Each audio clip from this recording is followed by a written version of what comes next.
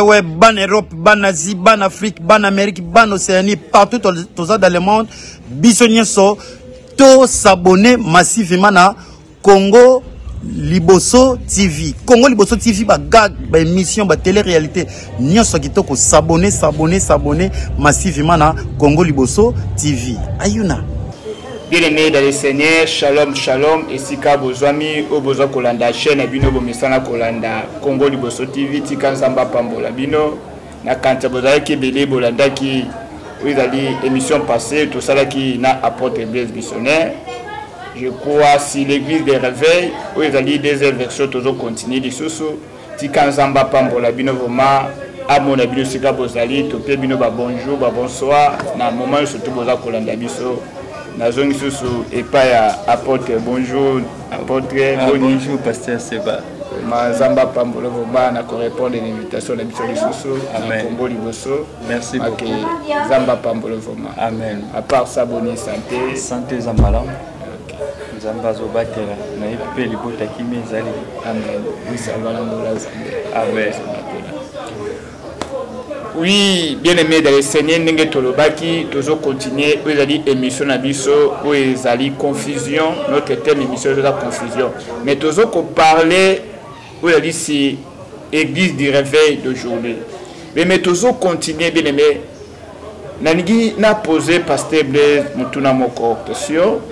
Pasteur, je n'arrive pas à comprendre aujourd'hui, il n'y a plus la repentance. Tout le vérité, et aujourd'hui une église des réveils. Il y a des chrétiens, fidèles dans une église, mais ils se sont des païens. Vous savez, le lot repentance, c'est l'autre ma société. Aujourd'hui, nous sommes toujours plongés dans vers les années 80, c'est-à-dire que le message clé, il y a église, c'est-à-dire qu'il y a la repentance. Mais le lot, nous allons beaucoup plonger dans 40 jours, il y a combat spirituel, financier. Je ne sais pas qu'est-ce qui se passe vraiment à l'église des réveils. Aujourd'hui, toujours sentir sous le matin que ils allaient la repentance. Au juste des années vraiment. Merci beaucoup, pasteur Seba, pour la question posée. Oui. La repentance, c'est ok par définition d'abord. Repentance, c'est années. Repentance, c'est années changement d'attitude, de comportement. Oui. Mais ce qui m'outoye dans l'église, il faut changer d'attitude, comportement. Est-ce que âme naïe ont retrouvé vraiment place? Les Lobanzambes ont retrouvé place dans âme naïe. Non. Parce que balobi nini, tu toke tozongi na Bible. To remona que balobi Jésus-Christ a dit repentez-vous, car le royaume de Dieu est proche. Or, ce qui moutou Christ yemo ko alobi repentez-vous, car le royaume de Dieu est proche. Les gens venaient auprès de Jean-Baptiste pour être baptisés. Du baptême de qui? Des gens. Des gens. Baptiste? Oui. Mais le baptême de Jésus-Christ, lorsque Jésus-Christ baptisait à travers ses apôtres, ses disciples, qu'est-ce qui s'est passé? Les gens recevaient Christ comme leur Seigneur et Sauveur. C'est ça. Donc il y a deux types de repentance. La repentance de l'ancienne alliance, la repentance de la nouvelle alliance. Or, lorsqu'on parle de la repentance, les changements d'attitude, de comportement, cela aide à un chrétien, lorsqu'il s'approche devant Dieu, à comprendre de l'eau connue à ça. Mon Bible, et le Bible abisso, tout le temps à verset où on a sepelé en Angomik, dans mon candidat, il y a 1 Timothée. 1 Timothée chapitre 2. 1 Timothée chapitre 2 verset 8. Bible le vit très bien. Je lis au nom de Jésus. 1 Timothée chapitre 2 verset 8. La Bible déclare ceci. Je veux donc que tous les hommes prient en tout lieu. Même na kalatomona kinini. Oromona mutu ti azote évangile azo sambela même azo tamba na nzela azo sambela. Azo kumisaka nzambe. Azolo baki nzamba za bolingo nzamba za malamu esungaki batebele.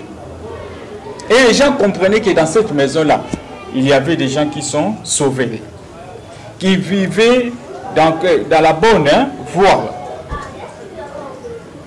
Babi, je veux que tous les hommes, je veux que les hommes prient en tout lieu en élevant les mains pires, sans colère ni mauvaise pensée. Yebisanga mutazo aye na église afuka me abinzambe limbisanga pona mabena sala kimena mutema naza na un avec mutu. Et c'est repentance on est en place. Na place te.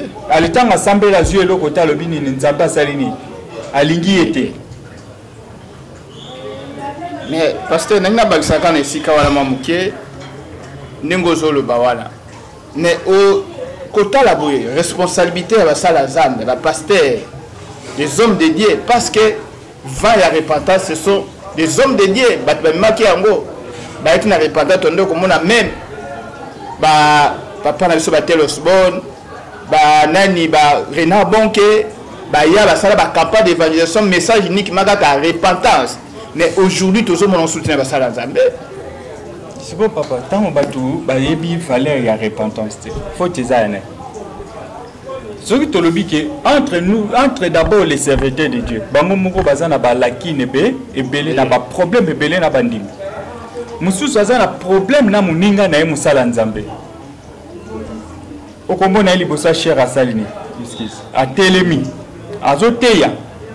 Azo yebisa batu babomwa mitema balimbisa batu memo na mutema sakane alimbisa kate yemboko azo yebisa batu ke omoni ndenge boza boy vina bino ko pomo bika loboko mobala nzambe tata bufsengeli boyeba ko kangama nzambe bolinga nzambe mais yemboko na mutema ne bolinga faire batu ezate bolingo na ezaka lié par rapport à ni soka moni dim na offrande. C'est tout ça. Ce qu'on a mis en enveloppe payé, on a vraiment ce qui. Mais mon limitant, voyez, les bossons hier, à zone à Makanisina, hier, Yebisanga, Boningwa Christ, c'est à la Guinée. Bible lobby que Christ avait pitié des gens. Des gens. Quand il voyait les gens comme ça. Et puis ce qui est passé. L'objectif principal, il y a rêvé, il y a quatre églises, des alliés que, yo musala nzambe, même un fardeau. Il y a ban nzambe. Yango zo mona ke mutazo sambela azio ya na église mais mususu ya on a trouvé tout le kai na lobaki lo mokote est-ce que na munda banzoto biso basala nzambe bazoka sura ba meme to bazoka sura ba meme na nzoto ba na nzambe. C'est ça, c'est qui est problème. Parce que l'objectif principal il faut ba yo ka solo ya banyam ya ba brebio yo zo bokola na nzoto na yo ke tango ba mona ki Pierre ba lobaki nini yo ozaka lokola mutu wana tokangi. Pasteur toujours continue toujours bien aimé dans le Seigneur notre bozo landa biso tozate pona koloba mabe ya baninga msume toujours koloba pour l'église dans Zambé ebika nani na loba Yesus na pozo pasteur Blaise aujourd'hui na yebi le commis que son pasteur au prier pona batu au sali service batu bakwei obi ke batu na ba délivrer la bien onction l'église ezaki somo bato to bakwei ko so pasteur assisté kaka simbi boy bato bakwei bato venir baza délivrer je sais pas délivrance toujours comprendre ça c'est délivrance mutaye église la prier pour na kwei il y a deux sortes à kokoya papa il y a deux sortes à kokoya bakoyi ko sambela mutakwei eza transfert ya onction eza na kati ya musanza pe tuti mutakwei. Mais Moussou, c'est ça qui va courir au monde mutabandi ko s'agiter ko baluka wana balubi que les mauvais esprits et s'agiter il faut ça la nine et kende. Mais ce qui que basambeli mutakwei eza milimo mabete zaka puissance nzambe za na kati ya musala nzambe tuti mutu wana esprit o to benga lokola ke eza puissance gloire eza na kati ya mutu na puissance eza na kati ya musala nzambe tutani de esali ke onction nzambe tuti mutu mutakwei mingolo bateka ka mutu nyonso soki akwei eza milimo mabe mutesalini et quoi ici non il faut tout yeba ko clarifier les choses dans la carte église peut toujours mona mabe zo za la pe bingi nini donc mutu soka tie mutu loboko mutu akwei ta lobiki balobiki azana nguyate namoni awa Billy Graham na ministère Billy Graham ta na tali ba vidéo minga Billy Graham na tika mona place akwei si bato mingi te mais ministère n'est pas puissant. Il parlait toujours sur la repentance, sur le salut, sur la restauration. Il y a un dans la vie chrétienne, il y a des valeurs où ils allaient calquer dans le nzamba la kati na yo. Parce que les ala mingi na kati ya ba église eza nini eza ke bato mingi ba komi plus emporté na nini kuna soko ke revivre fire yango loko muna pour poser même question malgré tout me posanga ba question mais na poser une question moko kaka eza simple yebisa ngai toutes les églises aux ala plein est-ce que ba bengi ngo eza église de réveil bon ngala zo poser ma question. Voilà, Kanissa, on a posé ma question. Je crois, mais les problèmes sous ce n'a posé aux questions, l'homme dédié, révérend porte. N'a le baboui, toujours tout n'a boyé.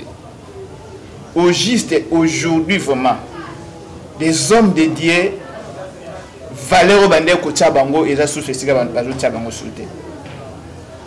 Même là-bas, politicien. Surtout Bisson, on a beaucoup plus de na Bisson église des réveils. On ne se vale pas la cage, on ne se vale pas pardon, on ne se vale pas la face. Que les autres qui en bon à Télémi, cardinal à Télémi à lobby, ils ont pesé. Mais des pasteurs, pourquoi bongo, pourquoi tu perds les crédibilités, crédibilité à ce sujet soutenir la salle ensemble, l'église des réveils. Crédibilité si les pasteurs pas. Parce que d'abord, déjà, il faut placer le pôle là-bas. Ba pilier au bazaki déjà ba placer qui ba poteau na bango ba pilier ba placer déjà ba pilier na bango bango nde mutu basalini ba créer plus des ordres dans sens ni et puis ce que l'andi des ordres côté makasi mingi à partir il y a valeur au église de réveil yango moko salini et kitisi yango parce que nzambe mingi limbisa les émissions na ozoloba oui to ça dans l'église na Zambé kosunga bana ceux qui kaka lobi ka kutaina un politicien doléance naza mutuka te na futelaka naza na problème boy mais objectif principal les années et ça que musala nzambe tango kutali na un politicien la première des choses à faire les années koyeba d'abord ko teye liloba nzambe ayebake ya solo muto yo ayambi ayeli boso nanga za musala nzambe c'est ça comme na kala to moyena sena alia sogi et prophète Elia bimi même roi zo tremblé tala oyebi soki to yebi valeur na biso basala nzambe na église des réveils yebarake eza nzambe après musala nzambe même le président de la République même le ministre vient après l'homme de Dieu. Parce que l'homme de Dieu, il est représentant de Dieu sur terre. Amen. Mais comment un représentant de Dieu sur terre, Azo Sani, a eu valeur na yete? Ozatena, Moussa Nzamba koko kendete ko pesa ba doléance na yepa na. Pas mopakano. Et pas mopakano. Malgré tout, Bible lobby que les choses des méchants sont pour les justes. Donc un méchant yé moko tanga moni Moussa Nzamba yé a saleli ebola mumoko un so azaki malade a sambeli pone yé moko ndako lobimisa na poche na yé ayeba ko pambola Moussa Nzambe. Amen. Ayeba valeur wana. Tomoni Ézéchias. Tomoni ba Josaphat na Bible fille de roi. Asali mabe. Tomoni lokola Ézéchias asali mabe prophète Nathan. Ayeko tout naïe a révisé acte yo posé et ça malamuté. Le boumar azobima yemoko roi se repentir. Comment se fait-il le moment où yo politique yo Moussa Nzambo que fait sa politicien message que wakambozo ça les malamuté. Marocha na prison. Na kashwa yebiso boke samba. Pour ayebi valeur na yo ti. Yemoko oyebi ko du mieux valeur na yo. Mais ce ko yebi valeur na yo o vraiment que ya Moussa Nzambe. Même attendez nini na vie chrétienne, un président de la République ou bien ministre moko bien député moko ko kotsa Moussa Nzambe na prison te. Yango moni na Bible mukolo bakoti Michel na prison. Et pas ya roi Akab. Aibisi Akab nini? Ke ndenge bozo kende boy. Boye bagake ndenge okyono ko kufa. Okozonga te. Otiki nga la prison. Il y a eu Moussa Nzamba. Chez la prison, tu peux bien penser qu'il y a une prophétie à ma bé. Sur la place, tu as dit Moussa Nzamba. Il y a un moment que la vie chrétienne a besoin de produire de bons résultats. Ces bons résultats dépendent de quoi? De la manière dont les serviteurs de Dieu vont valoriser le ministère. Ok, l'homme de Dieu, je crois presque toujours comme Kende Nasuka, émission Nabiso. Il a posé Mutuna Yasuka Kolobaboye. Oui. Aujourd'hui, dans l'église des réveils, il n'y a plus d'amour. Même entre les hommes de Dieu, même entre les enfants de Dieu. Tout comme il a vie à Keba. Évangile de Dieu dans mon akala. Ok, pas de hôtel Bolier. Ok, parce que mais aujourd'hui, l'église des réveils a sous-souté. Il y a une église, que Mouto va dire que tu es ta dame n'était. Tala biloka bon vraiment une église des réveils. Suko, tout le monde nzamba za bolingo. Bolingo est ça wapi l'église des réveils. Mouto aza pembe no zobanga frère bozane une église zobanga. Et puis le but n'a bisoni papa. Babi car Dieu a tant aimé le monde. Car Dieu a tant aimé l'église, les hommes. Il a donné son fils unique. Mais celui qui a pu faire cette œuvre a donné son fils pour le salut de qui? De l'humanité, de l'homme. Yebisanga siko atikali ko yina mutute. Et là monsieur ça passe papa bazo mingi baba nga poison.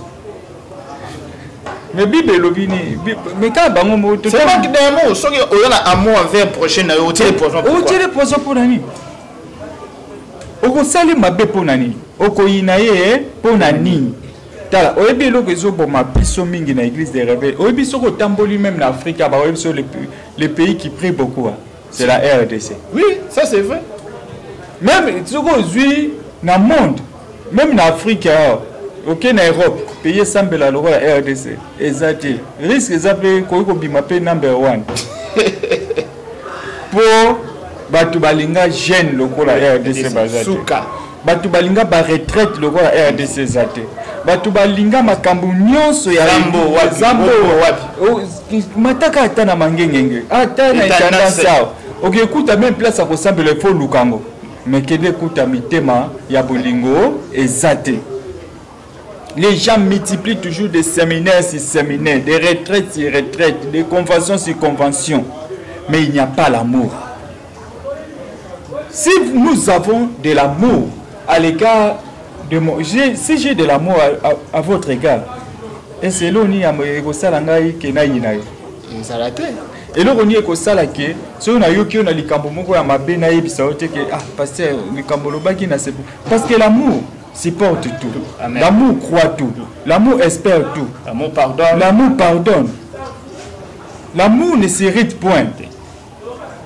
Dès balobi na mukanda il y a 1 Corinthiens 13 verset 1 jusqu'à 13 balobi qui trois choses d'aimer: l'amour, l'espérance et la foi, mais la plus grande de tout c'est l'amour. Oh, le plus grand fruit qui rayonne l'âme de l'homme, c'est l'amour. Amen. Et l'amour, c'est le pilier de tous les esprits. Amen. Parce que le don et l'amour, c'est le don et le fruit, c'est le fruit qui est au-dessus de tout. Une personne peut avoir des dons.